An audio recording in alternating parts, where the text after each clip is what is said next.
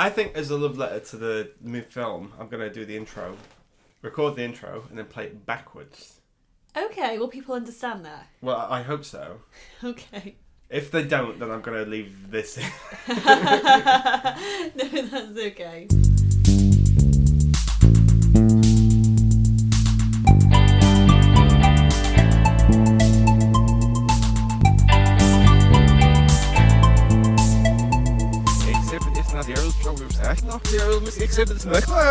Jade, you're here. James is here.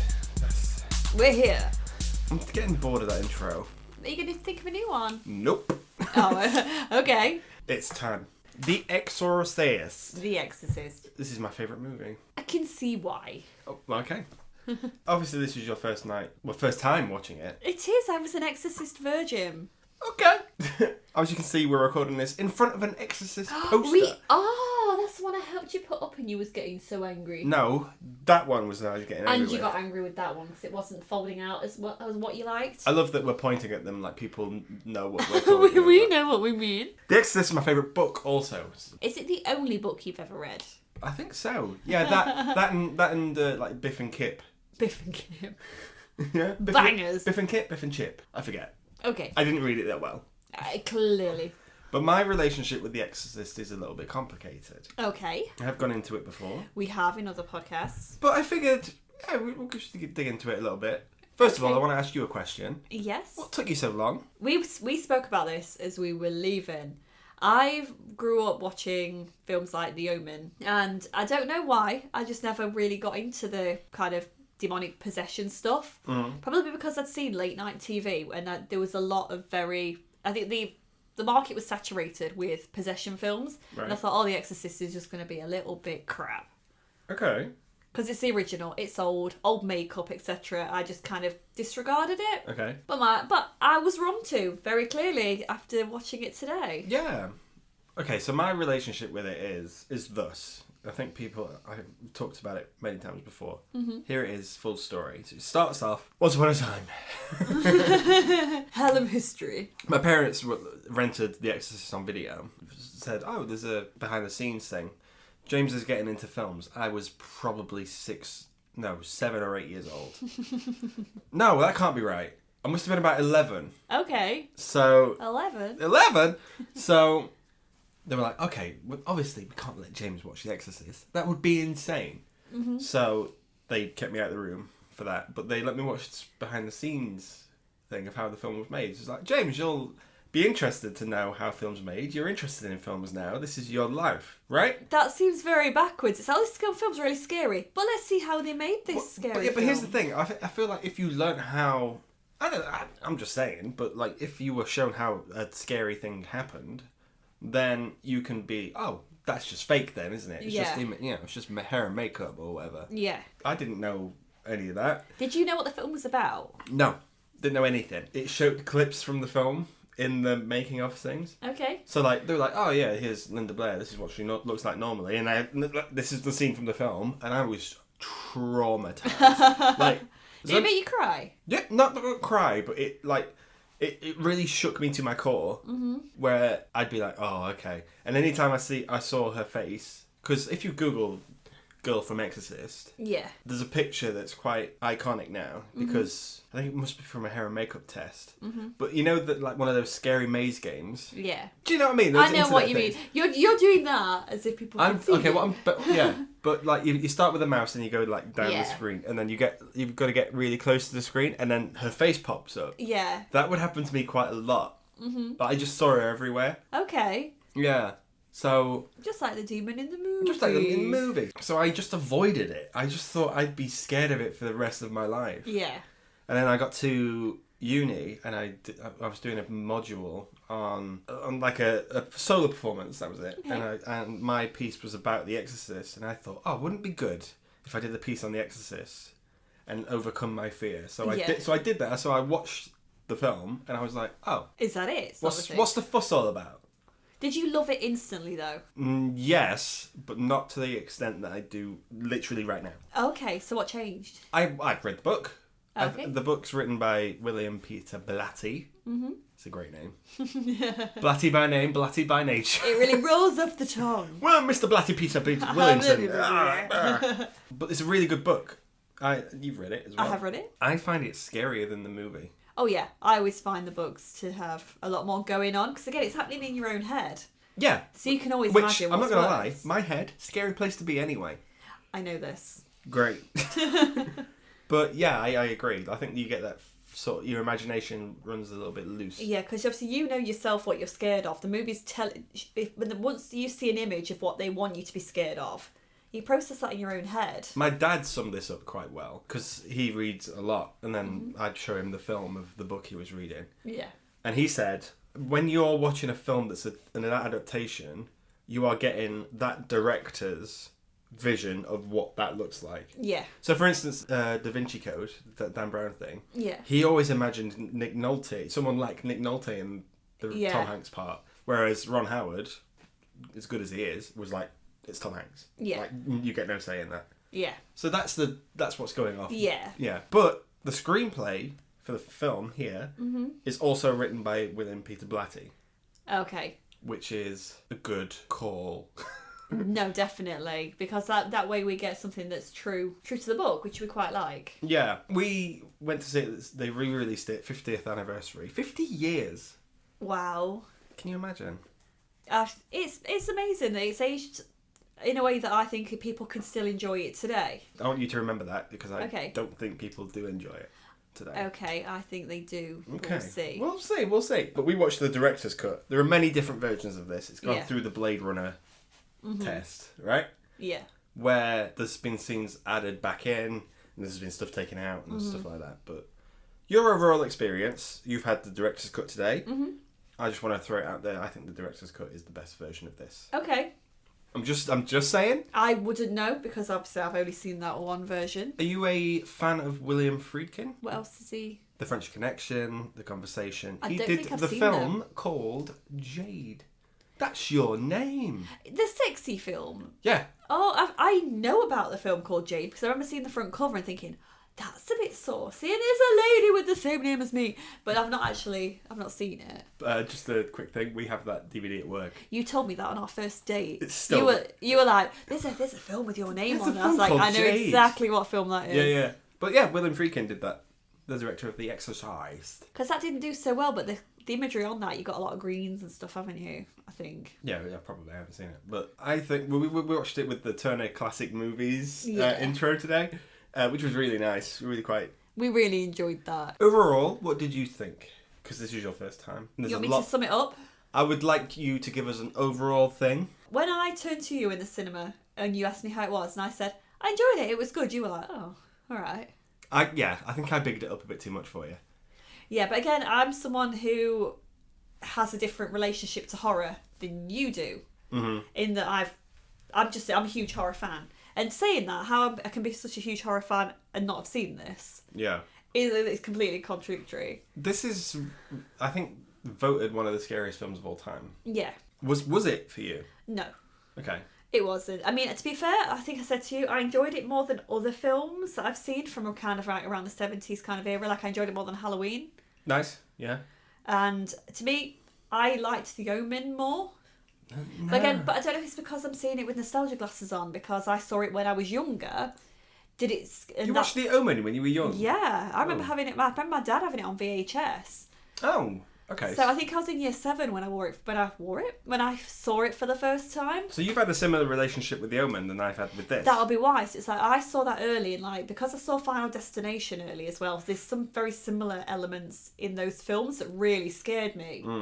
If I'd have saw The Exorcist around that time, will that have changed my feelings around that? I don't know. No, I think you were destined to watch it with me for the first time. You think? Probably. Because I remember watching Candyman around this same time, and it absolutely terrifying the shit out of me. So I don't know.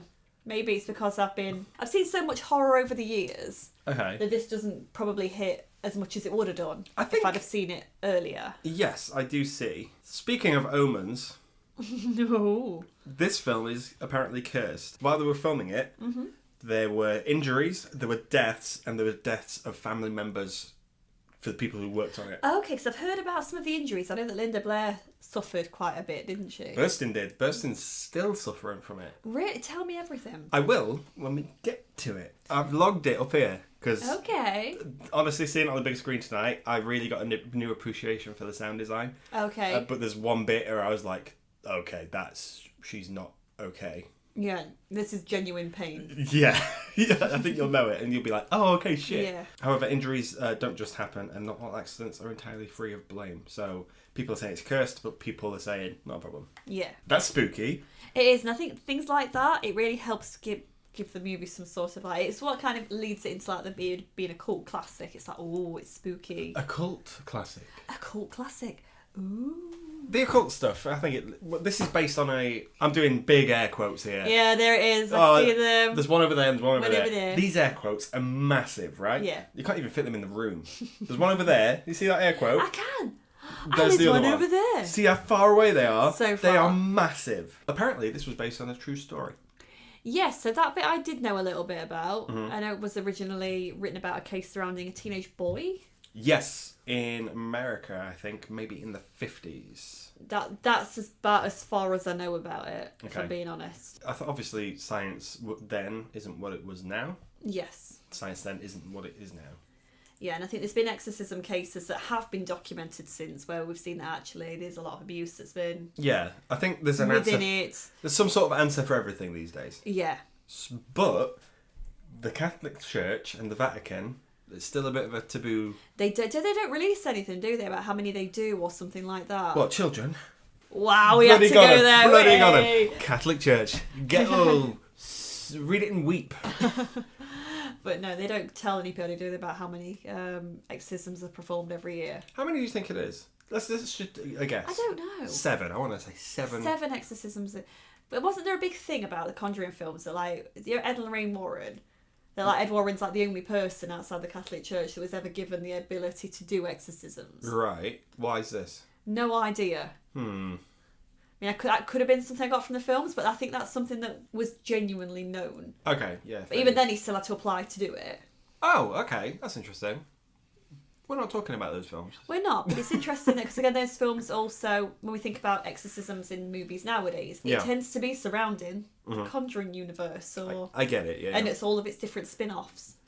And those films are obviously very different in their jump scares, etc. Well, again, you've given me so many segues. I can set up segue tours here. You can. Because jump scares. Yes. Now, horror these days, quiet noise goes quiet for ages, and then loud, Yeah. and then quiet, and then loud. It's like a roller coaster. Yeah. So, but in the 70s... I was thinking, mood swings. Mood swings. Mood swings. Mood swings. Back in the 70s, you didn't really... They were there, obviously. We still had jump scares, but not as many. Nor did we think they were necessary. No. Not many films had jump scares back in the day. No, they concentrated a lot more on story. Do you commend this for its lack of jump scares? Or I do, because I think horror can be good without there being jump scares. Yeah. You can do it with things like great makeup, great atmosphere. I think it was so much better. It's really refreshing to see a film just be like that without it constantly jumping at you. I like how you're talking about it. It's really refreshing. So this came out in 73. I mean, that's the thing, I've been so used to seeing it complete opposite, haven't I? So it's like, oh, actually, it's quite good. We were talking on the way back from the cinema, and we were saying, oh, what a dirty time the 70s was for horror. Yeah. Yeah, because this wouldn't have been made. I mean, you'd make it today, but this one set the bar in terms of possession films, I think. Maybe even horror in general. Yeah, I'd say so, definitely. Well, possession films, definitely. I mean, I think we spoke about it a bit in the car. So I think there's a lot of like female exploitation going on in a lot of the films, especially in the 70s. I mean, we see it in the 80s as well with the rise of the video nasties. Yeah. You mentioned, and I mean, it still is a problem in horror. I mean, is it less so a bit more now? It's more joked about now. Like if characters have sex, for example, Yeah. they die. The whole rules Well, stuff. yeah, I think there's been a few films recently, like Cabin in the Woods, just came to Yeah. mind, where it's like, oh, okay, the horror does have rules, but I don't think these were established when The Exorcist came out. Yeah. Some of the stuff you see, like the head spinning, spider walk, all that stuff, that's amazing. We Yeah. still get it, but anytime I ever see it, Talk to Me is the only time I've seen a possession film where it's done something a little bit different. But even then, it's still similar. Yeah, they all follow that similar sort of vibe. Yeah, and that's how good this film is, I think. Yeah, one thing I did like about this that we don't see a lot, that we are seeing a lot, nowadays, is that usually with a possession film, it follows the person who's been possessed. Mm-hmm. It follows their kind of psyche about how it's all happening.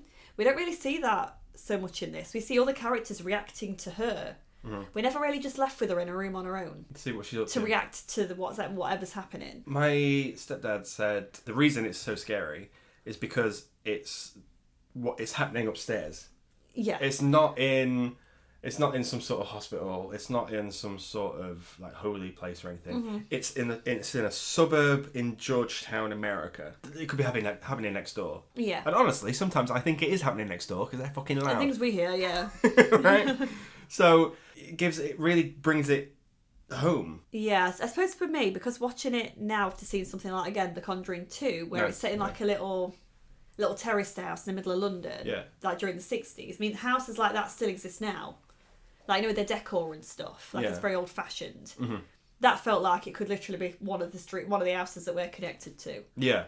Whereas this one, not so much, because we find out obviously that the mum's an actress. Mm-hmm. They've got a lot of money. It's a house they're renting. Yeah. I don't know. It's just their holiday home, isn't it? But it's not the house that's the problem. It's not a possession. She's the problem. She's the problem. She is the problem. I want to talk. This is going to be one of those things where I'm just going to pick stuff out. That's fine. Most people know the story of The Exorcist anyway. And honestly, if you don't, you'd recommend it, right? Yeah, get watching it. It's spooky season. You should be watching this. My favourite film, guys. Come on. I don't know why it's my favourite film. In fact, no, I do know why. Because I'm going to... Again, there's going to be points I'm going to grab at. But this is going to be like the Jurassic Park episode I did with Andy, where I'm just going to talk. I'm going to get your opinion, and then I'm going to move. Okay. This is your baby, and I respect that. This is my time, and I feel like this might be the longest episode ever of the podcast. I'll strap in. But, okay, fine. First of all, I want to say that practical stuff I will always enjoy more than CGI. Obviously, they didn't have CGI back then. Fine. But their creativity in doing what they did and doing it as well, perfection. Yeah, I agree. Okay. It was so good. I think there's only one other film that really gets a look in when it comes to practical stuff, and that's The Thing. Okay. Because you've seen The Thing. I've seen The Thing, yeah. It's creepy. It is creepy, but when I think of practical effects, I think of like American Werewolf in London. Oh, sure, okay, yeah, fine. Oh, yeah, okay. But this was first. Yeah, and that for me, I've seen Hellraiser first. Right. And the practical effects in there are incredible. I mean, that's all makeup. When you think of the Xenobites and stuff, they look great. This was first. I don't care. I think that's perfect. I want to talk about some of the things they did to make some of this stuff happen. Mm-hmm. So, and I just know this. I'm not looking at... Am I looking at IMDb right now? You're not looking at IMDb. Okay. Everyone is looking at IMDb. Shut the fuck up! I just know this. There's a wonderful documentary about how this was made that I'm going to get you to watch because I think you'd enjoy it. Okay. And honestly, I think it's the same documentary. I think I've seen it. If it's the Cursed Films one. No, it's not that one. I think I've seen something where it showed clips of Linda Blair being thrown about on the bed. Fucking. And it showed what she was strapped into. So yeah. So I think it was similar to the rig that the lady from Jaws was rigged into. Yeah. And the literally just was a person one side and just the person pulling her about, yanking her about. And she's on this like harness sort of thing. Crazy. Mm-hmm. The bit where the bed levitates, there is a forklift behind on the other side of the wall. Great. Yeah. Okay, fine, but it looks effective. Yeah. The bit where all the things are flying around the room, people are just throwing shit, obviously. Yeah. But when the wardrobe sort of closes and then just like comes forward, there's just two people behind it pushing it. Yeah. It's things like that. I love that they have a sort of weight to them. Yeah. And it's not just, CGI, Google flying thing across a room, insert, you know? Yeah, there's something so much more authentic when you see it done that way. Yeah. I do want to talk about sound design that I was talking about. Sound design is fantastic. I think it won an Oscar for sound design. As it should. It should have won more Oscars than it got, to be honest. I've really noticed it today. I really noticed it. I mean, it is a masterpiece. I'll give you that. Yeah. So, points where they got really inventive with it. I think it was when Foley was really getting on the rise. Okay. So, for instance, the noise when her head spins round, mm-hmm. the noise that her skin and her neck make, that is just a leather wallet. It's just like an old leather wallet, just really They're close just like, to... just crinkling it around, Just, yeah. And you're just like, oh, what? Wow! The bit where it's all edited together to make it sort of... I mean, you've got all the singing when they're in the rack, and then there's the ticking of the clock, and then that stops, and then there's the dogs barking outside, Yeah. and then the music's rising. Come on. I looked at you and you were like, yes. I was like, this is my shit, man. And nothing had happened at that point. And you were dead excited. You were so cute. It was really cute watching you watching this. Yeah, because it's my favourite movie. It's my favourite movie. What did you think of the sound design? I loved it. I thought it was really good. I'm a sucker for everything's kicking off, it's really loud, and then quiet. Yeah. That's more effective to me than jump scares. Talking about the kind of sound design and stuff, tubular bells. Yeah. That did not appear in the film when I thought it was going to. Let us know, when did you think it was going to? Okay, guys, please don't judge me from what I'm about to say. I For thought it was going to appear. Oh, 1 second. For people who don't know, Tubular Bells was written by Mike Oldfield. It was Virgin Media's first album. It funded Virgin Media. Cool. And people didn't know. When did you think it was going to arrive? I thought it was going to arrive when the priest turned up at the house. Oh, okay. Or at the title credits. So you thought it was going to be towards the end? I didn't know the order of this film, and I think probably the reason being as well, it's when it appears in Scary Movie 2. Okay, so yeah, we should talk about this because this film's been made fun of quite a lot. Parodied quite a bit. Mostly in Scary Movie 2. That I've seen. I thought they did a fair job, to be fair. Of parodying it? Yeah. Yeah, I think it's done with love. I love that beginning of the film. I think it's really funny. That's the best bit of Scary Movie 2 because that film is not good. I like it more than I like some of the others. Yeah, it's fair dues. But Tubular Bells, when did it appear in the film? When she's walking right at the beginning, back to her house. She's just walking down the street. All she's doing is walking down the street, and you've got all the kind of autumn imagery because it's obviously it's leaves are falling, yeah. And she looks really happy, but I don't know, it has like a sense of doom for some reason. There's something like overshadowing it. Not quite right, yeah. Yeah, and something's not quite. Well, you've had all the stuff with it in Iraq as well, but you're not given any context as to where that's going to appear or why. Because it's going to appear in the story. Nothing's happened yet. I mean, she's not even walked past. She's not even met a priest yet. You know. Yeah. She had a close-up of a priest, but not. I don't know. But yeah. But okay. I thought you would assume it would turn up then. I thought it was turning up then. Yeah. But did you think he was going to turn up at the start of the film? I didn't know when he was going to turn up. Like I said, this was completely new for me. Yeah. Oh, I'd love to watch this for the first time again. Yeah, I was like, oh, okay. To be honest, I said this to you already. I struggled initially. I thought for about 20 minutes I was getting towards boredom. Mm-hmm. I couldn't hear a lot of what they were saying because I think that the dialogue was very mumbly. Yeah. Or said very quickly. And I think, again, that's due to it being filmed when it was. 73. Yeah. Yeah. So I was like, I can't hear what the characters are saying.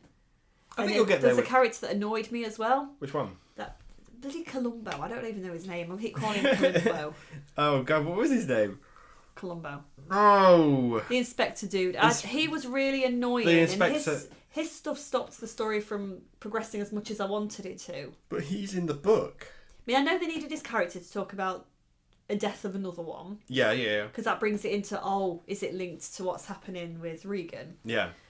But, oh my God, I didn't need him snooping about being irritating for as long as he did. And now I've got tickets for a movie. You want to come watch a movie with me? It's like, go sod off. I don't want to see a shitty movie. His character does return in the third one, but the third one doesn't really tie into anything. I say this was made on its own initially. Was he planning sequels? No. Exactly, No. So he can off he fucks. He's got this shit in his story.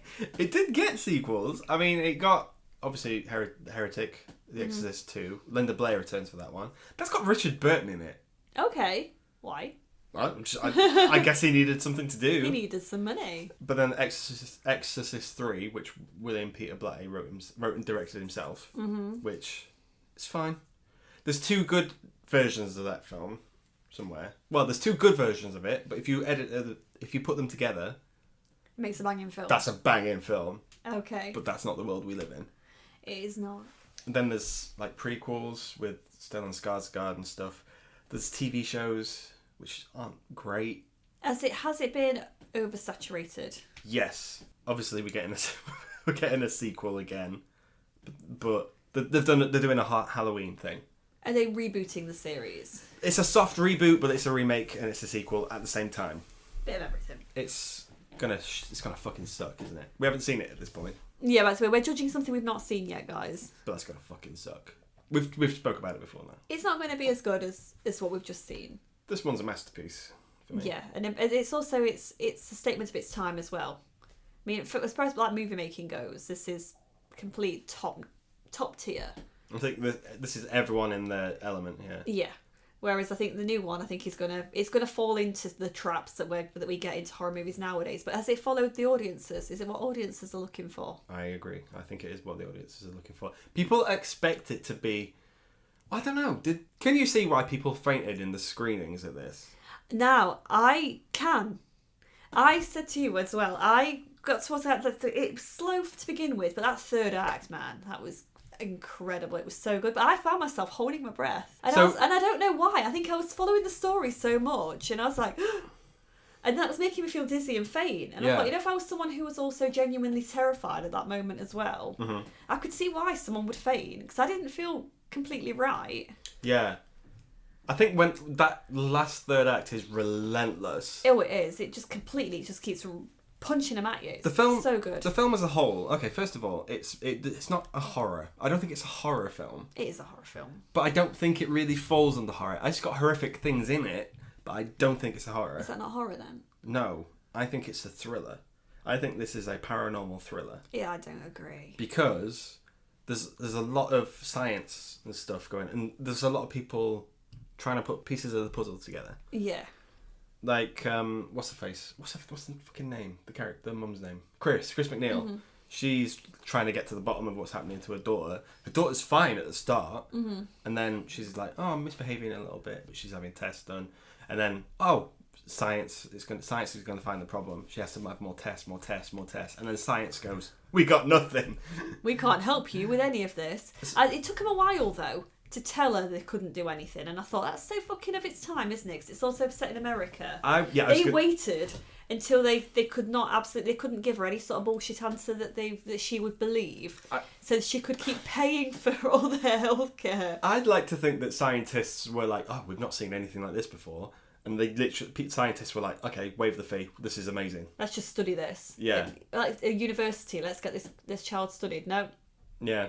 They were like, "Oh, that's going to cost her a fucking fortune." 88 psychiatrists she had at one point. I wonder if she's an actress in the film, Chris McNeil. Yeah. I wonder if she got work after this. Yeah, because about to say, especially after what happens in the end. Yeah. That whole area would be swamped with press. Well, you think that, but they clean it up pretty quickly.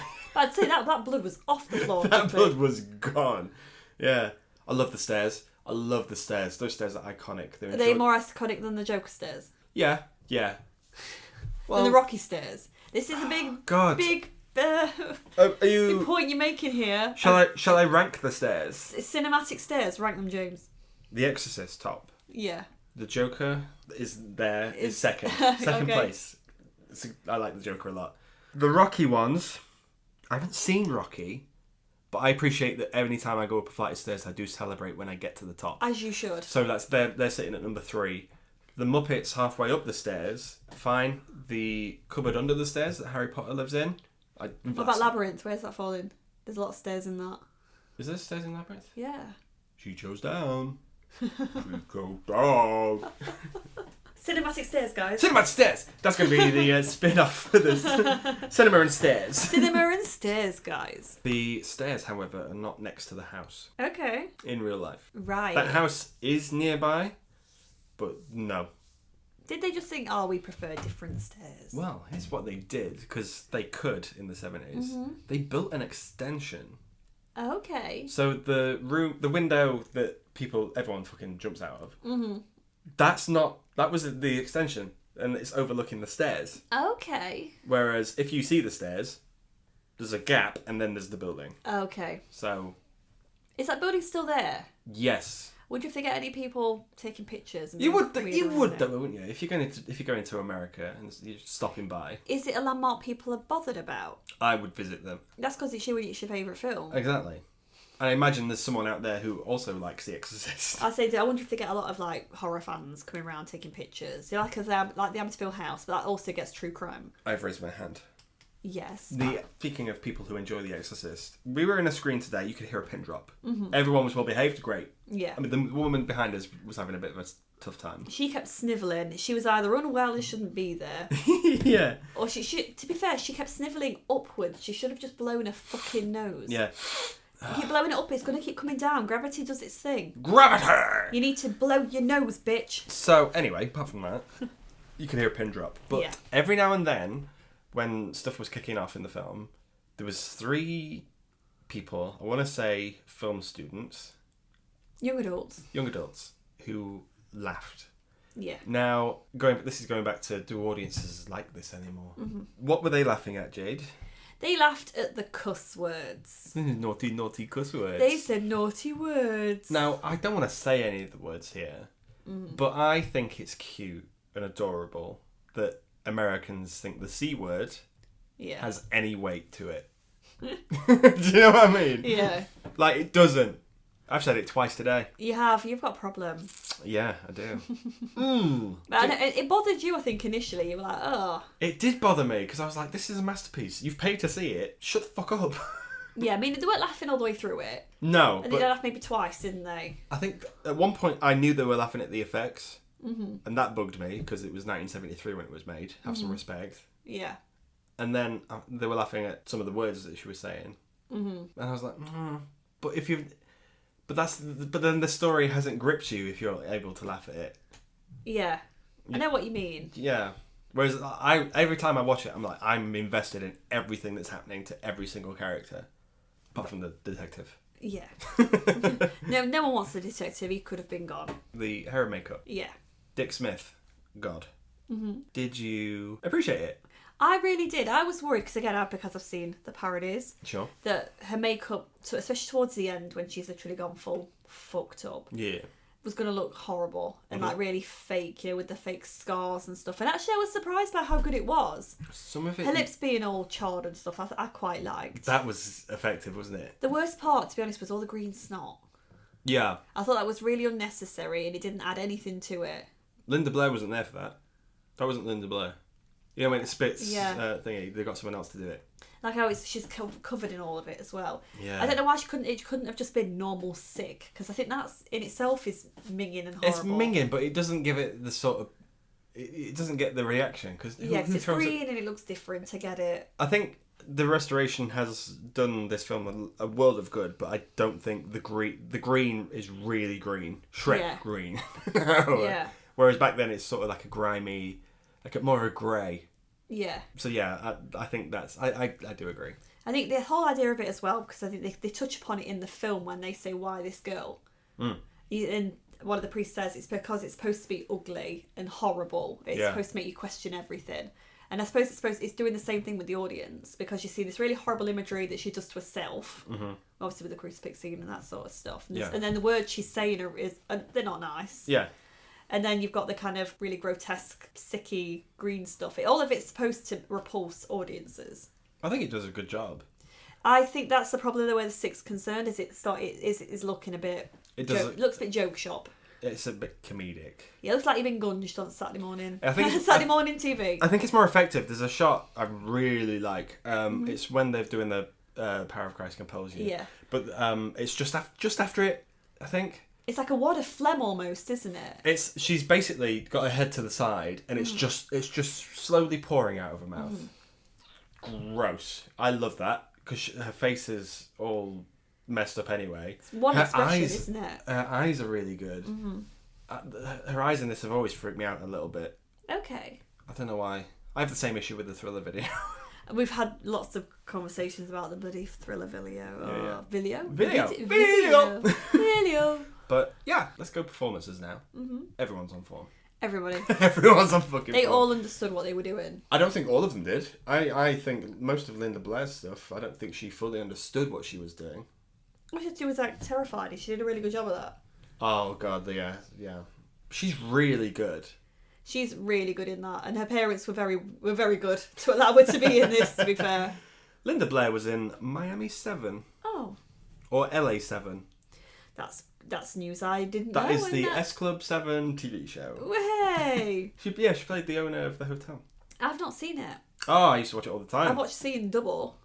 Absolutely Oh, God. masterpiece of a We are film, that never is. doing Seeing Double. Oh, on please, this could please one. do some of the 90s stuff like the Mary Kate and Ashley films, please. No, not going to happen. I feel like we should. Because they're all shit. We should let people vote. That's not going to happen. I'm in charge. Ellen Burstyn, what do you think?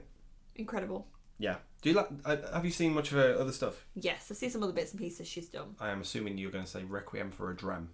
Oh my god, she's amazing in that. She breaks your heart. She's so good. I've never seen it. Have you not? The whole No. film is heartbreaking. It's so well filmed. Was she better in this? No. She wasn't better in this? No. Okay, that's interesting. Requiem for a Did she win? She won awards for that, didn't she? I think she won an Oscar for that. Yeah, that'd be the wrong. reason why. She was nominated for this. As was Linda Blair, rightly so. I mean, her performance is spot on in both, but I feel like because of the subject matter as well of Requiem. Yeah. That's why it's pulling at you, and what happens to her character pulls at you, and how she reacts. Mm-hmm. This is different. Well, so, some of the time she wasn't acting. Yeah. This is the bit where Reagan... crucifix. Mm-hmm. Look me! Look me! Yeah, that. Right, Yeah. right? And then Reagan grabs her, smacks her, and she goes across the room, and she lands with the biggest thud you've ever heard. When you heard it tonight. Yeah, she's not acting. She broke the vertebrae or something in her back, and it's fucked her up. She's howling in pain. Yeah, it fucked her up big time. But here's the thing, okay? When it comes to directors in the 70s, they got away with murder. Oh, they did. William Friedkin is a good director. I only know that from this one film I've seen of his, right? He's a good director. But he's not without his problems. Yeah. Well, there's a bit where he had a gun on set, a live gun. Mm-hmm. And to get Jason Miller to react surprised, he fired the gun without telling anyone. Yeah. And they had arguments on set about it. And he's like, what are you doing? I'm an actor. You can't just have live ammo on set. And then he was like, oh, well, if you're an actor, act surprised and give me the reaction I'm after. Yeah. Is that... That's very extreme. There's other things you could have done to have done that. Then you didn't need a gunshot. party popper. Yeah, party popper. Clap your hands. Yeah, there's other things. You didn't need to be doing a gun. Is that sort of directing is gone now, isn't it? Is it? I mean, yeah. I want to say yeah. I'm pretty sure I've heard things about other directors doing things out of their way to scare actors and stuff like that. I think it's uncalled for. Let the actors act. Yeah, I mean, that's the thing. If you've hired them to do a job, Yeah. if they're not doing the job, then that's something you need to be bringing up with them. Max von Sydow is the old priest. He's Father Merrin. Yeah. Okay. Quick thing. I've told you this, but I'm going to Yeah. say it again. When Max von Sydow was cast in The Force Awakens, I was like, oh, that old guy from the Exorcist. How is he still alive? Yeah, he's not that old. How old is he? I think he was in his 30s or maybe 40s when this was made. Okay. So he aged quickly. Yeah. But again, that's the beauty of the makeup. Dick Smith. Yeah. Absolute god. Did you think that's an old man? Yeah, I did. That's the sign of a good actor, though, isn't it? Oh yeah, it was. I thought his performance was so good. Because like the bit when he was in like doing the archaeological dig in Iraq, and then he's getting up like an old man. It took him like 5 minutes to stand up on his. Even like he's taking his tablets and stuff. The way his hands are shaking, it doesn't look like acting. It looked like someone who is. We've seen some shit. Genuinely unwell. Yeah. Yeah. Jason Miller's good in this, though. I think. Jason Miller, I think, is the heart of the film. It is, but to be honest with you, I think he's forgettable. Do you think? Yeah. I completely disagree. I will remember this more for Ellen and Linda. Everyone remembers that because they have the most. They've got more screen time, I'd say. Arguably. So, which as they really should do. Yeah. And like some of their imagery is obviously going to stick out more. Yeah. Ellen sold it for me. Really? And she wasn't the annoying, hysterical mum that I thought she was going to be. Uh-huh. Because we've seen it in films. The mums are really irritating and you want to slap them. And she's a bit more level-headed, but she was terrified. Yeah, and I thought she showed being terrified without it being overacting. My favourite pieces of acting in film history exists in this. Okay. It's a couple of seconds. There's the bit where it's all fine at the end, and Karis has jumped out the window, but Reagan's on the floor and she's like, "Mother, mother," like that. Yeah. And Chris doesn't go up to her. She doesn't react. Yeah. She's still so scared, and it's like, okay, I've been through some shit with this thing. Is she putting it on? And I think if you look at Ellen Burstyn in that few seconds, That's acting. Yeah. That's Oscar-worthy acting. Yeah. Because she wants to. You can see she wants to, but she doesn't. But she's fighting it back. And I think that's genuinely quite heartbreaking. Yeah. Do you know what I mean? Because we can tell as the audience that that's Regan. Yeah. Like, she's back to normal. Yeah. And we're like, go to her. Go to her. She's Go to clearly your terrified. daughter. Yeah. I think it's fantastic. And that's a good direction as well. Yeah. To say, don't move yet. Don't go yet. Okay. Okay. Go. Yeah. Yeah. Just little things like that, Yeah, and it's what we remember about the movie, and I like that. Yeah. They refrigerated the set. To keep it cold. You I were. did know that. Wasn't she wearing, like, certain things underneath her costumes? No, she was wearing jack shit. She was in a nightgown. I think I read somewhere that she'd got something at one point. I think in the bit where the help me comes up on her stomach. Yeah. I think obviously she's like under the bed and that. That's a really good effect though, because that's like a film or something. Yeah. Where if you scratch into it, it comes up, but obviously they play it in reverse. Yeah. Oh, I just love it. Just little thing. They don't do that stuff anymore. Yeah. Oh man. That's because it's easy now to do it all on CGI. It's lazy. You've got one person on a computer fanning about or paying one company to do it. It was it's deeply upsetting to find out that this was Warner Brothers' most profitable film. Give inflation, of course. Yeah. But since My Fair Lady, yeah. that's insane. So it went from when did My Fair Lady came out? Oh, I don't know. 64, 65? I don't know. So that's a good 10, maybe like shy of 10 years. But I'm glad that horror did so well. Still interesting on inflation. Exorcist is up there. Yeah, but I mean, to be fair, when something does come out of nowhere that does really well, it does seem to be a lot of horrors that do. Horror is honestly the only thing that changes the market recently. I mean, I think, for example, like in the 90s, we think of Blair Witch. Yeah. That completely changed the industry. It changed the genre. And then we get Paranormal Activity. That changed it all again. I mean, it did play on the Blair Witch hype. Every now and then it sort of does a loop on itself. Yeah. Where you do get a scream and you do get something new. Yeah. That breathes life into it. We haven't had that for a while. And that's the thing, I think you can make things horrific on the cheap as well, so that's why they're really profitable. They should be putting more money into horror and not into fucking shitty CGI horrors. Well, I'll just say it. Horror should be recognised at the Academy. It should be. I mean, if they're going to start recognising Hollywood blockbuster films more now, yeah. superhero films more now, they need to be recognising horror. You're telling me that Angela Bassett was nominated for 5 minutes in Wakanda Forever, but Toni Collette was not nominated at all for Hereditary. And Backwards. she should have won, yeah. Lupita Nyong'o wasn't nominated for Us. Come on. Recognise horror. Yeah, It's I important. agree. You know? And this is a classic. This got nominated for 10. I think. And it is, as well, it's like acting chops wise, to do a horror film and to not overact, I think can be really hard. Yeah. I think that's why this one's so grounded, though. Yeah, they're not overacting. They're acting just as they should be. Yeah. Oh, I fucking love this film so much. I can tell, and I love it. I love your enthusiasm. Okay, Ouija boards. Yes. The Ouija boards were going happy as Larry, just selling, you know. As usual. The market for Ouija boards was good in the 50s, 60s, and very early 70s. Mm-hmm. And then this came out, and it killed it. Killed the Ouija board. Oh my god. Can you imagine? Be like, excuse me, but that's how obviously she gets possessed. It's alluded to that's what she did. She was playing with a Ouija board, and that's what happened. Did you like that? Well, that's how most people are thinking a lot of these possession films. Ouija boards are the problem. Ouija boards are an issue, yeah. Don't go meddling. You shouldn't meddle with Ouija boards, guys. But I was saying to you, I feel like the occult is on the rise now. It's come back around full circle. Mm-hmm. A lot of people nowadays, I think the rise of TikTok has done this as well. There's a lot of people into spirituality, into crystals and tarot and stuff. Like That's all the occult. Yeah.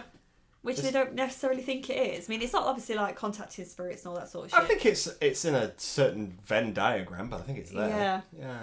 It's weird that it's all come back again. And do you know what? I'm here for it. One thing I want to ask, and I find this... Well, I think we spoke about this in the trailer review we did for Believer. Yeah.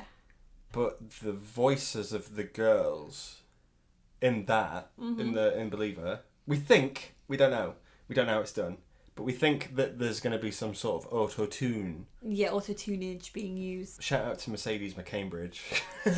If you're listening, Mercedes, you were not paid enough for this. She does the voice of Pazuzu, the devil. Yeah. In this one. How did you think it fit with Linda Blair's performance? I thought that it was really good. I mean, initially it's jarring, and it's supposed to be, Okay. but it didn't come across as parody. I think it was walking the line of parody. I liked it. I thought it was really good. And I bought into it really quickly. Did you ever find it a bit distracting when something was just slightly off? No. Okay, good. But again, because it's my first time watching it, so I'm looking at the other bits and pieces on screen. You were fully invested? Yeah. Yeah. And Okay. again, this is going to be one I'm going to have multiple watches to really spot different things. I'd be like, oh my God, James, you didn't see that, but you were like, I've seen that bit so many times. Did you appreciate the... Well, Mercedes Cambridge, she chain smoked, she gargled salt water, and she made her voice really, really grovelly. She really went through it to give this sort of otherworldly, not like really raw no gender to it either. Sort of like fear of the unknown a little bit. Well, demons and stuff aren't supposed to have a gender, are they? So Yeah, they're spirits, aren't they? They could be anything. Yeah. So I love it. It's my favourite. yeah. Yeah. There's a scene in the...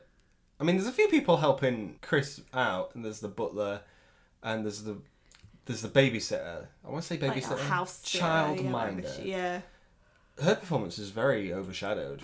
I noticed her a lot today. Yeah, like she's reacting to stuff too, but she's not centre stage. She's kind of taking a back seat, but she was good. Yeah. Especially the scene where she's trying not to listen to her, and she's got the radio, which is Yeah. like I'm trying not She to puts listen her to. headphones in, but it's all kicking off. But she also wants to, so that's the child she's looking after. Yeah. So it's the family that she loves. She cares as well, yeah. But in that scene, after Reagan spat on Karis, Chris is washing his clothes because obviously it's dirty. But there's a very... I don't know if you noticed it. There's a wolf and a little Red Riding Hood on the wall. And I hadn't noticed those before. And I was just like, that's it. That's what's happening. Yeah, well, that's how it's supposed to happen, isn't it? In like Ouija stories, it's something that comes in as your best friend, isn't it? Captain Howdy. Yeah. Yeah. Especially to like young children and stuff like, oh yeah, I'm actually a relative, I'm this, I'm that, and actually it's not. I mean, that falls into like the demon mythology as well. Essentially, it's grooming. It is. Demons groom you. Ooh, stay off the internet, kids. Stay off Ouija boards, guys. Those demons they'll groom you. Do you think demons ever like used MSN Messenger? They will do. Internet. Send a nudge. Yeah, ASL. LOL. Father Karras, Jason Miller, he is going through it with his faith. He's having problems with his faith a lot. He is, yeah. His mum's not very well. He's sort of caring for her, but still trying to run his church. Yeah. He's also a psychiatrist. He's a man of many talents. Yes. He's a boxer as well. He does everything. He runs for a bit. He's Batman. Is he Batman? He is Batman. You never see him and Batman in the same room together. I have seen Batman jump out of a window before and fall down some stairs. I've been seeing him do exorcisms as well. I would pay good money to. One frame of this really scares me. Okay. I want to just talk about Sleepy Hollow for a second because I think you'll know what I'm getting at. Yeah. There's a scene in Sleepy Hollow where Johnny Depp's character, I forget his name, Ichabod Crane? Thank you, is having nightmares. Yes. And he always remembers his mum's... His parents, doesn't he? He remembers this white room with a door. Oh yeah, it's a church, isn't it? Yeah. And he goes through it, and it's like a red door. I think I'm remembering this right. Yeah, his dad's a pastor, isn't he? Yeah. So his mum's witch. But just something so clean and just like a horrific memory. Okay. Mm-hmm. The scene where they've done all the exorcisms and stuff, but they're taking a break. Yeah. And then Father Merrin goes to just take a break in the bathroom, but Karras walks in. And then there's a beautiful shot of the door just open, just at the end of the hallway. But then it cuts to Karras and he's looking on the bed. And then there's an image of his mother just sat upright. Sat upright. Else. Nothing on the bed, just white as, everything's white. Mm-hmm. And she's just looking at the camera. She's just staring at us. Mm-hmm. Fucking scary. Yeah, because you've got nothing else to focus on but her. Yeah. And you're like, why is that there? What's this? What's happening? That's horrible, and it's demanding that you look, and it's like, oh no. But I think that's again the devil in this is using stuff against you. Yeah. So obviously the devil knows that his mother's passed away, and he's like, "Oh, she's in here. Would you like to leave a message?" Yeah. And just, I think that it's very playful, but it does make you go, "Oh, it's making you lose your mind, isn't it? Really. That's not okay, man." Yeah, I love that. What do you think? No, I like that. Again, it kind of goes into the idea of it's going to come in claiming to be something else to trick you. Everything it's doing is trying to trick you, and I think they say it as well when he's giving him his like lowdown on what to expect. It's going to use lies and put a bit of truth in there to make you believe all the lies it tells. Yeah. All to play with your head. I found Pazuzu very playful though. There's the bit where Karis is in there with the tape recorder, and he's like, "You speak Latin?" And they're like, "Yeah," just chucking a bit of Latin around, and then he starts speaking French. Yeah, bonjour. He's like, "Jaboo," yeah, bonjour. He's taking the piss. That's funny. Yeah. The bit where she just opens the drawer with the powers, I just want her to go, "Would you like a mint?" Offer him something. Like, Would you like something out of here? Care for a mint, sir? Yeah, excellent. I love it. Did you pick up on I think you did. The Pazuzu faces that kept popping up. Yes, I did. And you did not care for them, am I right? Again, I've seen stills of the face before, and so I've seen the makeup pretty well in detail. I couldn't tell you who it was, though. It looks a bit shitty, doesn't it? Come on. Does it do its job, though? I think at the time, I think it would have done, and I'd have found it really scary. That would have been like a jump scare for me. But again, it's imagery I've seen before, so it's sensorized in my head. Unsensorized in my head. So... Yeah, so you sort of got used to it. Yeah. But were you always nice to see it pop up? Yeah, because obviously it kind of, you get the idea then, the demon's around. The influence is here. Yeah. Without doing what we did get, for example, in the kind of James Wan universe, where it's demons are doing this in one corner. Yeah. They're playing with you here. Do you know what I mean? Yeah. You don't need to necessarily have it doing things like rattling doors and creeping up on you. Just having that kind of quick flash. Yeah, that's enough, isn't it? That it's around. You kind of get that foreboding. Yeah.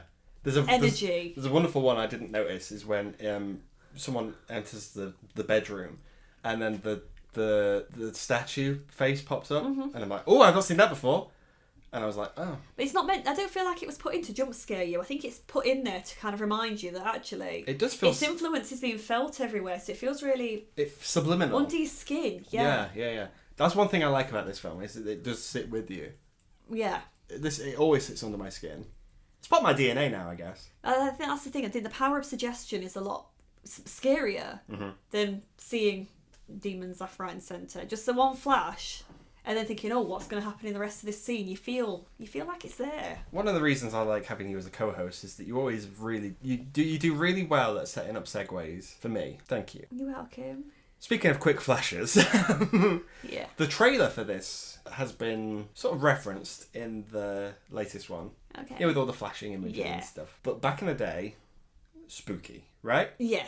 Where it's like in the town near where you live. Yeah. You need to watch your back because Pazuzu's around or whatever. I don't know. But then it just flashes an imagery at you, non-stop. Yeah. Some of the trailers, I think, from the 70s are great in that respect. I agree. Aren't they? Have you seen the poster? The really early poster for this? No. It's literally just like a picture of Reagan, just normal, just happy Linda Blair. Yeah. But the tagline above it says, "This is Reagan McNeil," and then underneath it says, "Deliver her from evil." And I was like, "Fuck me, that's really good." Yeah, I think to be fair, Last House on the Left did something like similar. I think it showed Mari, one of the characters, and I think she's kind of half covered in blood, and she's like slumped next to a tree, and I think it says like, "This is 17-year-old Mari. She's dying right now." And then underneath said, "The worst is yet to come for her." Oh shit! Okay. And it's like, if you watch the film, you realise it really is still all about to happen for her. And then you're like, oh shit, so automatically you're brought in. But that did the same sort of thing. It was like, I think it said in the trailers, it says, keep reminding yourself, it's only a movie.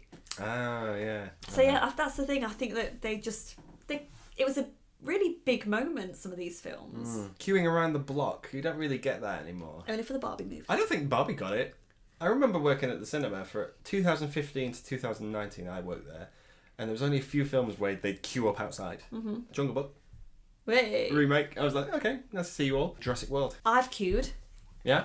Out the door at the Odeon. Can you guess what for? What year? Before you worked there. Before I worked there? Yeah. I'm going to go ahead and say it was a James Bond movie. It was a horror film. It was a horror film. Yep, and they were queuing to get him to the point where members of staff had to get us all in the theatre. Right. It was like, right, no gaps. We've sold every seat. Budge up. Yeah. No, there was like, you're there. And we all had to sit where they told us as it went round, dependent on what your ticket was. What film was it? Paranormal Activity 2. Really? Yep, because I went with my sister and her husband. Wow. And yeah, they literally was like, you're in order of your ticket, how you bought it, and we're going to sit you all down in your seats. Wow. And it was great. I loved being a part of listening to the audience or reacting to it. You don't get it anymore. You don't, and it was such a great hype. And I thought, again, this was a horror film that people were all reacting to. Because Sam sat all the way through it going, this is shit. And then there was one scene and he went, ah! Really loudly, and then it stuck with him. Horror is the only thing keeping the box office alive. Other than Bobby. Other than Bobby, nothing. But then horror, yeah. Yeah, I have a lot of time for horror films. Do you have a lot of time for this film? I do, like I said, I want to watch this again. Okay. Immediately? Yeah. Really? Yeah, I do. I want to see more of it. I feel like, again, I was partly listening to that woman sniffling behind me. Oh yeah, it might have been tough. And I was also kind of half looking at you. And I was engaged in it, but I'd like to see it again to kind of see the bits I've missed. Yeah, I think you'll pick up on little bits. I mean, I still am. I mean, like, for example, when we went to see Evil Dead Rise for the second time, I had such a good time with it the second time around. I mean, I enjoyed every time I've seen it, but the second time, I don't know what it was. I think horror films are good at putting little things that you don't notice the first time. Yeah. And it heightens your experience another time. Because you kind of know what's coming, like, then, as well. You're not anticipating stuff so much, so you're not on edge a little bit. Like, I know this bit's coming, I know this scene's next. Oh, I can concentrate on this. Yeah. Is this better than Space Jam? 100%. Oh, it is, isn't it? Not even a contest. But you didn't say it was perfect. It isn't perfect. I disagree. Of course, because it's your favourite movie. Again, I could have done without Columbo. I do, yeah. That's his name now, guys. Columbo. Yeah. I really forget his name. Because Inspector. he's shit, that's why, James. He's alright. He just wants to watch movies. I like him. He's me. He is me. He's got a podcast, you know. But he probably does. Maybe that's what he was doing. Maybe he was trying to court the priest for a co-host. Maybe. Do you like movies? You want a co-host? You know the... quick bit of trivia. You know the one at the end? Oh, the one that's playing the piano, and then there's the one at the end who does the Bill of Rights. Bill of Rights? No, that's not right. It delivers the Bill of Rights when someone's dying. What's the thing? What's it called? The Last Rights. Last Rights. Yeah. Fucking Bill of Rights. He reads him out the Constitution. Yeah, that actor is also like a reverend. A real one? Yeah. Okay. So like, you could just rock up to work in his uniform. He'd be like, here I am. Yeah. This isn't acting for me. Yeah, he just turned up to I think he was hanging around the set anyway, or he knew someone on the set, and he was like, "Oh, I can act," and they're like, "Fine, do this belt." Yeah. It was good. I like that. That's good. That's good trivia. This is better than Space Jam, though, 100%. I'm so glad that you love it. I'm glad you liked it. I would have been really sad if you didn't like it at all. Oh no. Obviously, we've got room to improve. You'll get there, baby. Excuse me. But I'm really glad you enjoyed it. Oh, I did. I really did enjoy it. Yeah. And it's something I know, again, it's something I need to watch. And this will join my films I'll need to watch every year in October. Because I really feel like I'm ready. I mean, this podcast is coming out later. Yeah. In the October season, but obviously we're watching it. This is the 30th of September. So... As we've been recording, it's turned... Spooky mode. Spooky season! I mean, now, you know, obviously, because you guys can't see me, we're already in spooky clothes right now. I've got my witchcraft skirt on. Dyed your hair red again. My hair's all red. I'm ready for October. And I'm not. So this has really got me in that mood, and so thank you for taking me to see this. Yeah, it was fine. So good. But we've got quite a busy horror week, haven't we now? Us personally, yes, Yeah. but for people listening, no, we're completely done. Yeah, we've done horror now for you guys. Sorry. But guys, The Exorcist, better than Space Jam. Please say yes. I think when I did it for the first time on my Instagram page, I think it was one of the only films that ever got 100% better than Space Jam. I like that. But that was a long time ago when I had like 5 followers. So hopefully people will be nice. I'd be also interested in what listeners are thinking. Is this scary? Are people still scared by this? Yeah, I'm gonna ask them. Yeah. Right now I'm gonna do that. Okay. Are you still scared by this? Does this film scare you? Grow up if this scares you. By the way, guys, this is the guy who jumped 3 times watching The Little Mermaid. That was spooky. You jump scared. I was spooky. 3 times watching The Little Mermaid. You can't see shit. But thanks for listening, guys. I hope you enjoyed the rest of the Star Wars ones. We've got Star Wars ones today. Yeah, I hope you enjoy the rest of the Star Wars one before we start going into Christmassy spirit. Ooh. Ooh, Christmas Santa. Thanks for listening, guys. Say bye. Bye. Bye.